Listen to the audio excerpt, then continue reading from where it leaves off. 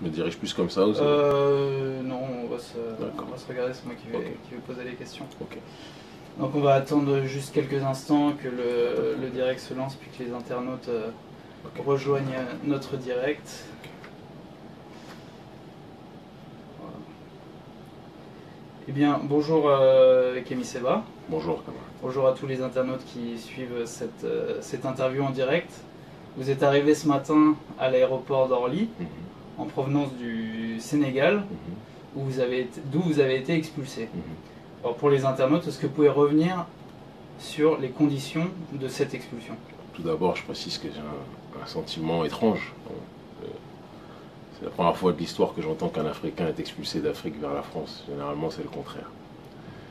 Ce qui s'est passé, c'est que j'ai organisé depuis un certain nombre de temps des mobilisations, de dénonciation du franc CFA que nous estimons être, à juste titre d'ailleurs, une monnaie coloniale. Le franc CFA est une monnaie qui appartient en grande partie à la Banque de France, qui est battue à Chamaillères en France. La Banque de France a le droit de veto à l'intérieur des réunions de nos banques centrales africaines. Et donc j'ai organisé un peu partout sur le continent africain, en Afrique francophone du moins, des manifestations de contestation qui ont réuni bon nombre de gens au sein des masses africaines, qui ont réuni véritablement pour la première fois depuis sa création dans les années 40 au XXe siècle, qui ont réuni la jeunesse africaine. Et lors de la dernière mobilisation contre le franc CFA et plus globalement contre la France-Afrique, puisque le colonialisme français, prétendument parlant, ils disent que ça a cessé, mais en réalité il a juste muté, il est passé d'un colonialisme vieillot à un néocolonialisme modernisé. J'ai pris l'initiative, c'était une réflexion que j'avais mûrie depuis un certain nombre de temps, de brûler de manière symbolique un billet de 5000 francs CFA, afin d'alerter l'opinion publique, en regardant un petit peu ce qui avait été fait à l'époque du printemps arabe, lorsque un jeune militant s'était immolé pour alerter l'opinion publique sur le drame que vivait la population.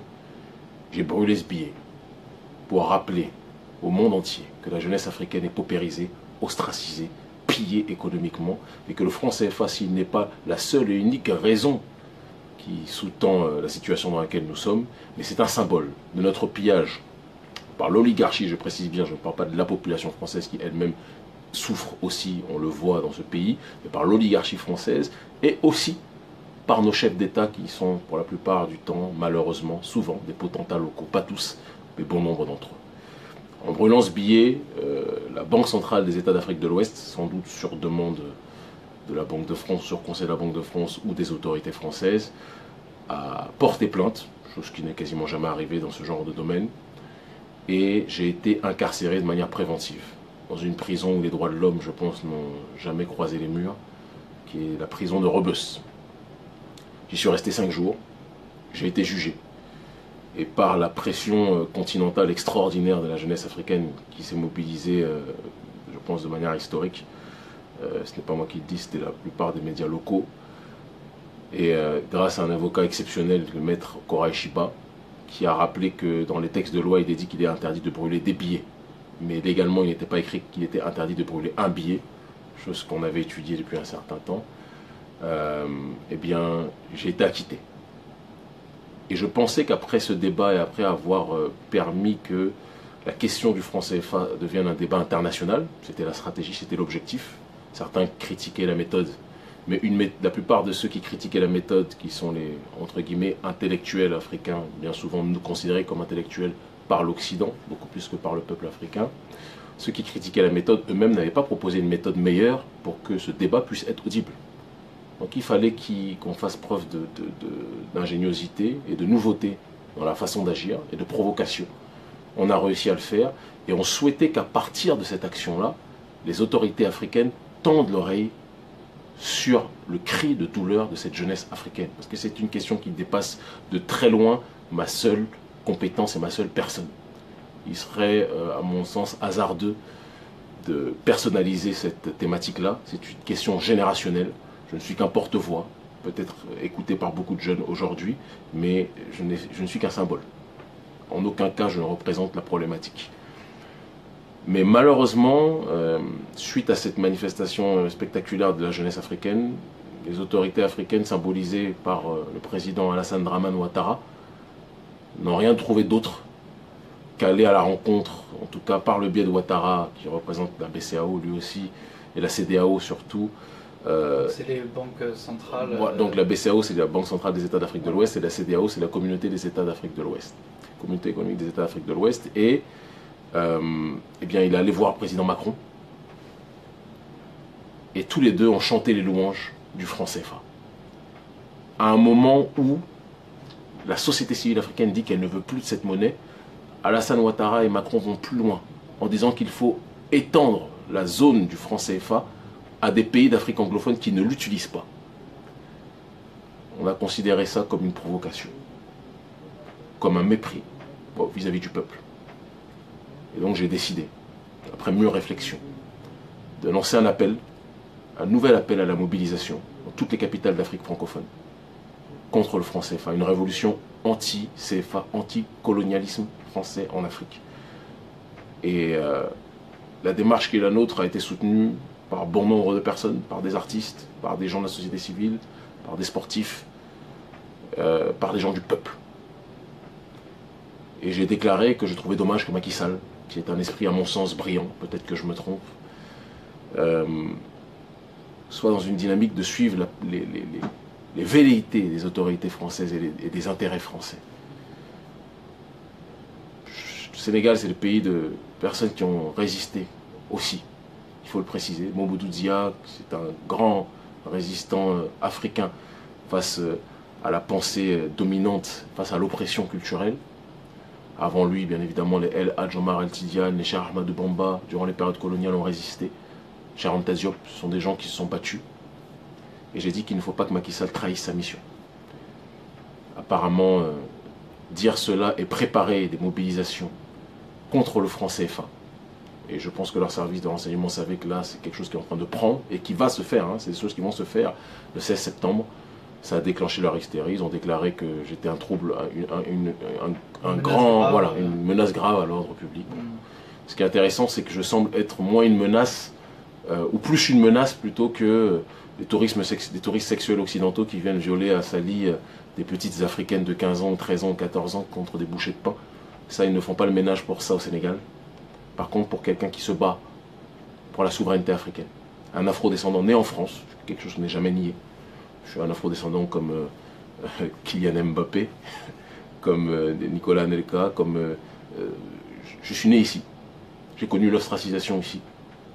Et j'ai décidé qu'en tant que fils d'Afrique, mon rôle était de rentrer. De perdre bon nombre des avantages ici, parce qu'en France, il ne faut pas qu'on se montre, il y a beaucoup d'avantages. Rentrer en Afrique, mettre les mains dans le cambouis. Et le peuple m'a compris, le peuple me comprend profondément. Mais les autorités africaines, certaines, et la bourgeoisie locale, parce qu'il faut le rappeler, il y a une bourgeoisie locale qui vit sur ce lit qu'est le franc CFA, et qui ne veut pas qu'on quitte cette plantation. Ce sont les mêmes qui ont vendu leurs frères à Gorée, qui se réjouissent peut-être que je parte, mais ils sont une minorité. Et je vais revenir très bientôt. Alors, pour revenir sur cet arrêté d'expulsion, donc il est noté que vous représentiez donc une menace grave à l'ordre public, et on retrouve dans cet arrêté l'expression suivante: on vous reproche des propos désobligeants contre des chefs d'État africains. Je ne sais pas si c'est la planète des singes dans laquelle on est ou dans une autre galaxie. Je pensais que c'était ce qu'on appelle la liberté de penser.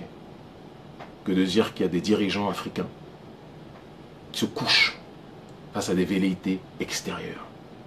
Je pensais que c'était la liberté de penser que de dire que nos dirigeants africains ne faisaient rien pour leur population. J'ai vu bien souvent des bien-pensants cooptés dire que c'était du populisme que de dire ça. Mais originellement parlant, populisme, c'est parler le langage du peuple.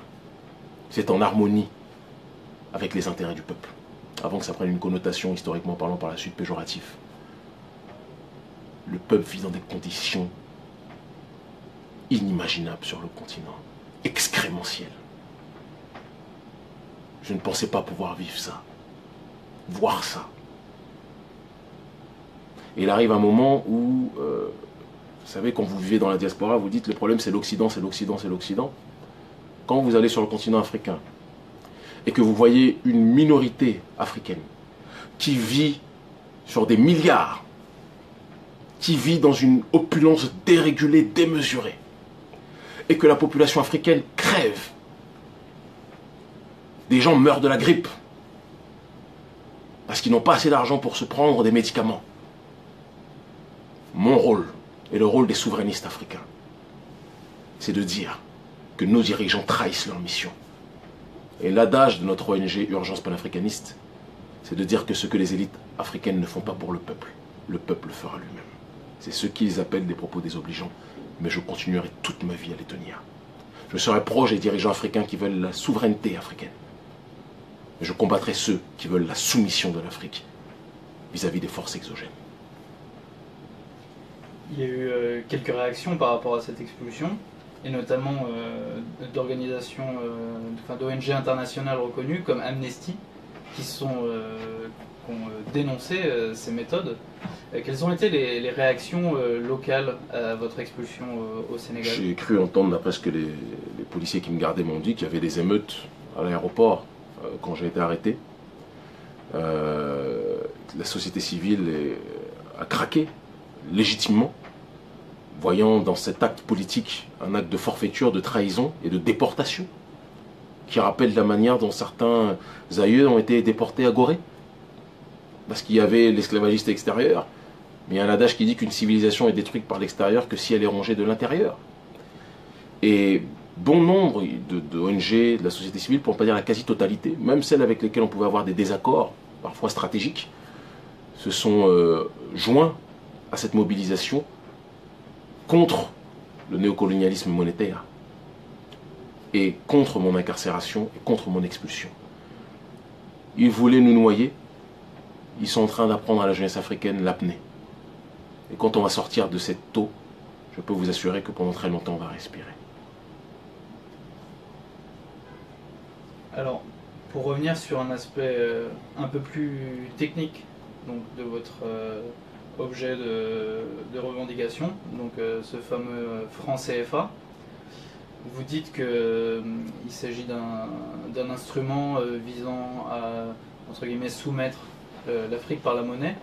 Concrètement, en quoi le franc CFA porte atteinte à l'économie africaine? On va dire très simple, on peut même aller plus loin. En quoi le franc CFA porte atteinte à la politique africaine? On dit toujours que l'économie est le centre de gravité de la politique. Celui qui contrôle votre économie contrôle votre politique. Aujourd'hui, le franc CFA est subdivisé en plusieurs zones. Il y a l'Afrique de l'Ouest, il y a l'Afrique centrale, et ce qui sont les zones principales, va-t-on dire. Et à l'intérieur de ces dernières, la Banque de France a des représentants qui disent si oui ou non elles sont d'accord avec les décisions qui sont prises par les banques d'Afrique centrale ou les banques d'Afrique de l'Ouest. Il suffit que quelque chose n'aille pas dans les intérêts de la Banque de France pour qu'un droit de veto soit émis par des représentants de la Banque de France. Parle-t-on de souveraineté dans ces conditions-là? Sachant que les intérêts des populations africaines, quand on parle de souveraineté, ne peuvent jamais être systématiquement en harmonie avec les intérêts de la Banque de France, ce qui est complètement logique. Il y a le procédé qu'on appelle les comptes d'opération, d'accord, qui sont donc des systèmes par lesquels nos banques centrales doivent reverser des sommes astronomiques, des recettes émanant de leurs gains, d'accord, à la Banque de France, puisque celle-ci est celle qui bat, qui frappe monnaie, qui imprime la monnaie à chamaillère. Comment voulons-nous parler au XXIe siècle? Et je parle de la manière la plus claire possible, parce que, vous savez, on peut parler de manière extrêmement complexe, technique, abstraite, mais le peuple ne comprendra rien, comme ça a été le cas pendant des années. Depuis les années 80, des thèses ont été données par des brillants économistes comme M. Pouemi par exemple, ou l'aîné Agbo, ou Mamadou Koulibaly, tous ces derniers sont dans notre front anti-CFA, mais le peuple n'écoutait pas ces derniers parce que ce n'est pas quelque chose de simple, il faut parler un langage simple. Aujourd'hui, les décisions économiques sont orientées par la Banque de France. Les recettes que nous avons vis-à-vis de ce franc CFA, une grande partie sont envoyées par le biais des comptes d'opération à la Banque de France. Ces deux éléments, je pourrais en citer pléthore, mais à eux seuls, devraient et interrogent de manière spectaculaire les masses africaines en se disant est-ce qu'on peut parler de libération, d'indépendance, alors que ce qui nous sert à payer, à acheter un certain nombre de choses est contrôlé, modelé, façonné par une entité extérieur qui était considéré comme colonial hier et que tout le monde sait être néocolonial aujourd'hui. Je vous remercie pour ces explications. Donc, pour ceux qui nous regardent en direct, il y a plus de 3000 personnes qui sont là. Je les remercie de suivre ce direct. Et il y a énormément de messages de soutien envers vous. Mais je tiens à préciser, si vous le permettez, il faut bien qu'on comprenne que le combat que nous menons, il y a eu une intoxication des médias mythomanes, par exemple Le Monde Afrique, qui est une extension du Quai d'Orsay, il faut le préciser. Ça, ce sont mes propos, je les assume. Ils sont sponsorisés par le Quai d'Orsay, c'est marqué sur leur site. Jeune Afrique ? Non, Le Monde Afrique, le journal Le Monde. Je pourrais parler de Jeune Afrique, mais qui, malgré toutes les critiques que j'ai apportées vis-à-vis de ces derniers, même eux sont plus objectifs que le journal Le Monde Afrique, qui eux sont sponsorisés par le Quai d'Orsay.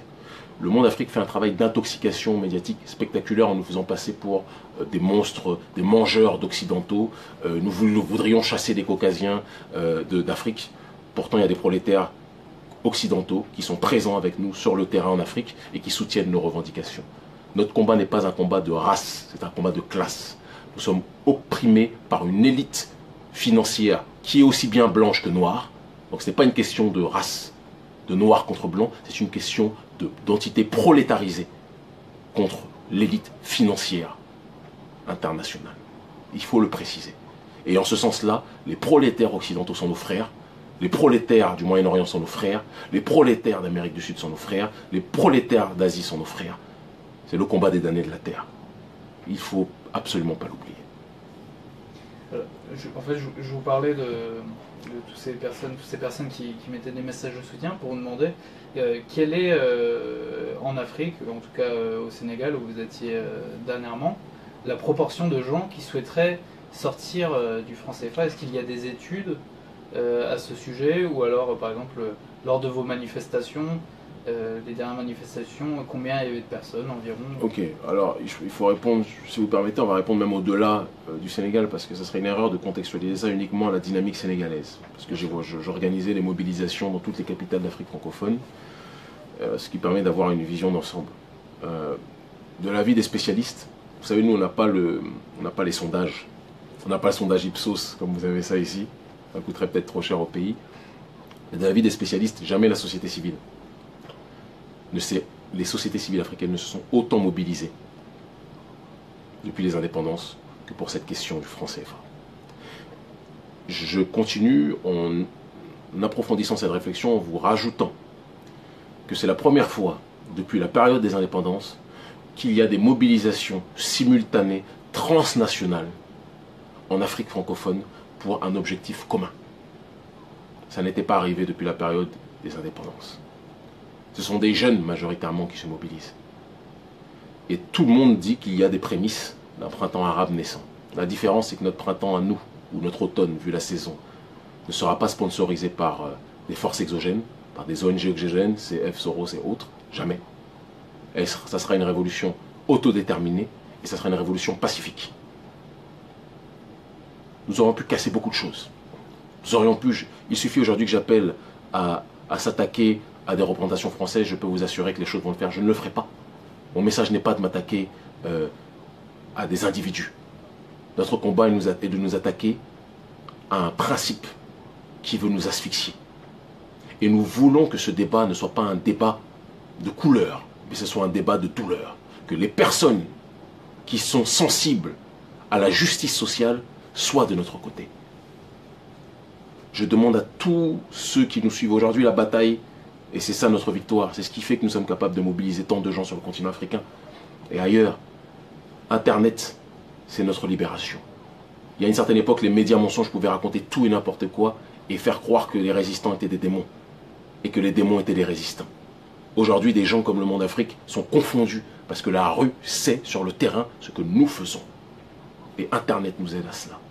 Que personne ne se laisse intoxiquer. C'est pour ça que j'ai accepté, le premier média que j'ai accepté, auquel j'ai accepté de parler aujourd'hui, télé, vidéo, c'était, après Cercle Volontaire, c'était Russia Today. Et ce n'est pas un hasard pour moi, parce que Russia Today symbolise une information multipolaire et une possibilité de donner une information qui ne soit pas cloisonnée, qui ne soit pas matrixée, qui ne soit pas remixée. Je laisse ça aux DJ du Monde Afrique et de ces autres médias que nous connaissons. Comment vous êtes donc l'une des figures les plus importantes dans ce mouvement. Est-ce que le fait d'avoir perdu, que ce mouvement ait perdu en tout cas sur place son leader ne va pas le freiner? Comment ça se passe en ce moment là-bas? Est-ce que la manifestation du 16 est maintenue? Ça serait une erreur. Est-ce que vous allez y retourner? Ça serait une erreur de penser que le mouvement m'a perdu, parce que la résistance est globale. Ils m'ont chassé du Sénégal, mais à plein de pays en Afrique, dans les pays de la zone franc.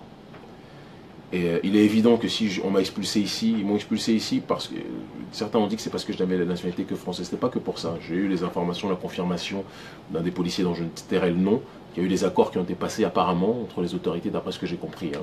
Ce sont ces propos entre les autorités sénégalaises et les autorités françaises. Peut-être que ça les a arrangés plus qu'on me sorte du Sénégal parce qu'ils me considéraient comme trop dangereux par rapport aux mobilisations.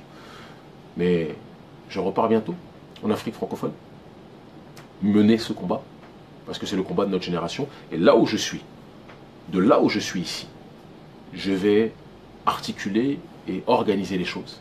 Peut-être que le 16 septembre, parce qu'il y a une mobilisation qui se déroulera aussi dans la diaspora, notamment à Paris, peut-être que je serai ici. Et après, j'irai en Afrique francophone.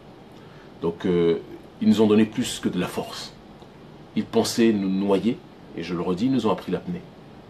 Ils voulaient construire notre tombe, mais ils ont dessiné le trône d'une nouvelle génération africaine qui ne veut plus de ce principe de soumission. Et on est interconnectés. Internet fait qu'au moment où je vous parle, je peux parler avec des gens à Yamoussoukro, je peux parler avec des gens à Abidjan, je peux parler avec les gens à Dakar, je peux parler avec tout le monde. Tout se gère, tout s'organise. Ils m'ont délocalisé, et ça tombe bien, ils ont anticipé un processus qui était déjà mis en place de notre côté, qui était que on pensait qu'il était nécessaire pour que accentuer ce combat de se délocaliser, parce que les autorités sénégalaises ont fait le choix de la trahison, objectivement. Et là, on est face à cette réalité et on va plus que jamais avancer dans cette direction. Mais en aucun cas, ils ont freiné quoi que ce soit. Ils ont mis de l'huile sur le feu.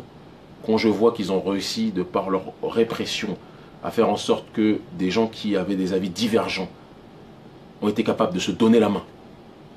Moi-même, j'ai pu mettre de côté des choses qui me séparaient de certains. Et on s'est donné la main.